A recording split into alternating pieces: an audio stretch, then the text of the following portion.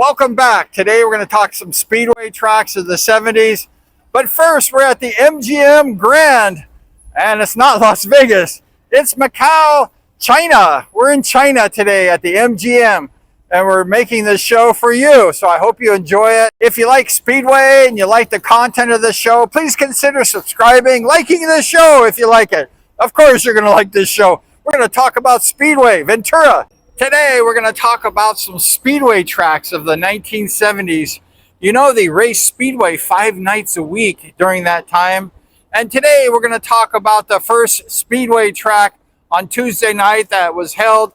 And also on Monday nights, they had the SRA meeting every Monday night. And then the first race of the week in the 70s was in Ventura at the Fairgrounds.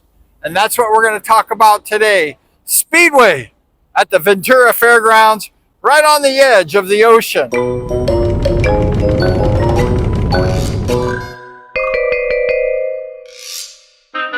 Many of us young speedway riders, we lived in Los Angeles and Orange County, and it was quite the drive away from Ventura.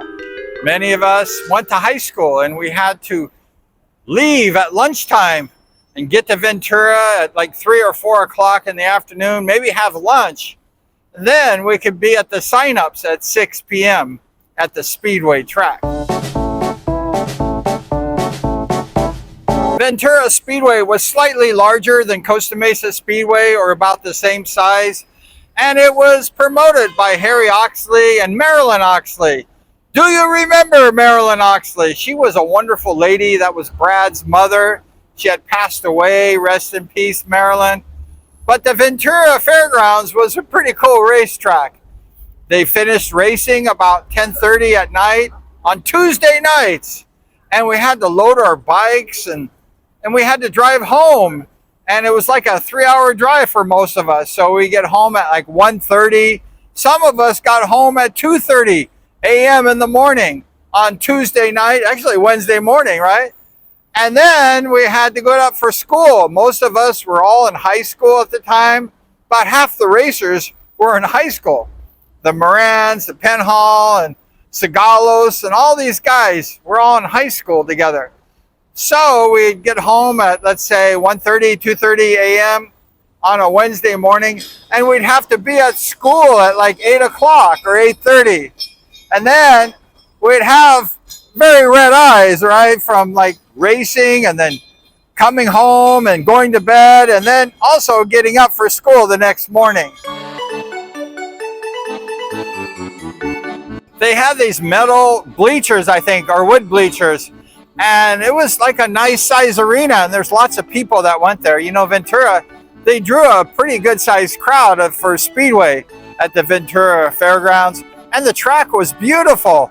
I guess the Oxleys got the groundskeepers from Costa Mesa, moved them up over the Ventura. So they kind of worked on both tracks, and the Ventura Speedway had a beautifully well-groomed track. It was safe, it was fast. It was really a wonderful riding experience for those speedway racers at the Ventura Speedway at the Fairgrounds. Ventura holds some really great memories for me. One of my favorite rides, one of my highlights of my speedway career was racing at the Ventura Raceway. It was one night I got there and I was very tired. I didn't want to race. And I was told to race, and I just wanted to sit in the stands. I never sat in the stands before. However, I went ahead and raced, and I won all 3 handicap races. And I was racing like the Moran brothers and Bruce Penhall and other great riders. But the main event was pretty hairy, I must say. I started as a low-level rider in the handicap. I was on like the 10, and Penhall and these guys were on like the 50. And it's about a 6-lap race. And about the 3rd lap into the race, I felt some people behind me. And I kind of looked to the side, and there was Juicy Brucey Penhall. He was passing me on the outside, staying away from me. And I was just giving it all the gas I could. And as I was giving it all the gas I could, Penhall was giving it all the gas he could. And we just fought and battled for about 3 laps, neck to neck. Penhall was right on my side, and I was exhausted. I went ahead and just rode hard. I said, you know, Penhall isn't going to beat me. Because my first race, Penhall beat me at the finish line. And I said, he's not going to beat me this time. And I ended up getting lucky and beating Bruce Penhall in that handicap main. And I had this trophy girl at Ventura. I had a girlfriend at the time. And she said, do not kiss the trophy girl. And she was the most beautiful trophy girl I've ever seen in my life. And I said, why? And she said, if you kiss the trophy girl, we're going to break up. I'm not going to be with you no more.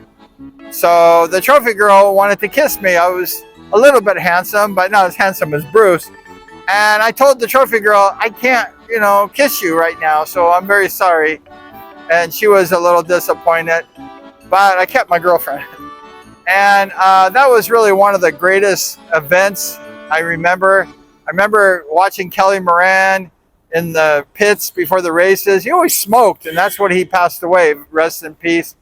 But I just saw all these great riders at the Ventura, and I'm like, how am I going to compete against all these legends, all these great Speedway riders? And I actually used to carry my Speedway bike in the back of my mom's Pinto station wagon. I would roll the bike in a cross-up and put it in the back of her Pinto. So these guys had all custom cherry vans, and I had my mom's old 72 Pinto station wagon. But that doesn't matter. But it was an exciting night, and I was happy to get the win at Ventura. Probably the fun thing that I experienced there, the most funniest thing I saw at the Ventura was one night when Steve Bass was racing. Steve Bass, he was a great rider. He was a hungry rider. And when Steve Bass was on, there's like nobody that could beat him on a Speedway bike. Not even his brother Mike couldn't hold a stick to Steve when Steve Bass was on. But this one night, Steve Bass wasn't on. And I don't know what happened, but the back tire fell off of his Speedway bike. And he was in the middle of the race. And Steve Bass had no tire. And he was riding and racing. And he was racing on the rim. He had no tube, no inner tube, no tire. And Steve Bass was racing, and everybody was laughing. It was the most craziest thing I probably has ever seen in a Speedway bike on a Speedway event. Is Steve Bass racing. And I believe he did pretty good. He had no tire. And he was racing Speedway on a Speedway track. One of the cool things about Ventura is they had a Speedway team in the 76 National Speedway League, and it was the Ventura Sharks because the Ventura was right next to the ocean. There's a lot of sharks in the Ventura, Santa Barbara area. Go see the great whites over there. And Ventura Sharks had a great team. They had Sonny Nutter as the captain. They had Danny Berserko Becker, the Boogaloo Man, Bobby Schwartz. They had Scott Sivage, and they had just a list of good riders on that team. Dave Sims, many good riders on Ventura. And they just finished third place right behind the Los Angeles Sprockets and ahead of the San Bernardino Sizzlers and the Orange County Eagles. So they finished about middle in the pack. But they wore those black uniforms with those orange and white stripes. And the Ventura Sharks was a cool team. All those riders, most of those riders, were close friends, and they all hung out together. They're all buddies. So the Ventura Sharks probably had the best chemistry in the National Speedway League amongst all their teams as far as the buddies racing on the same team. But the Ventura Sharks was a fantastic team. I remember Ventura was just a great Speedway track. It brought back a lot of memories.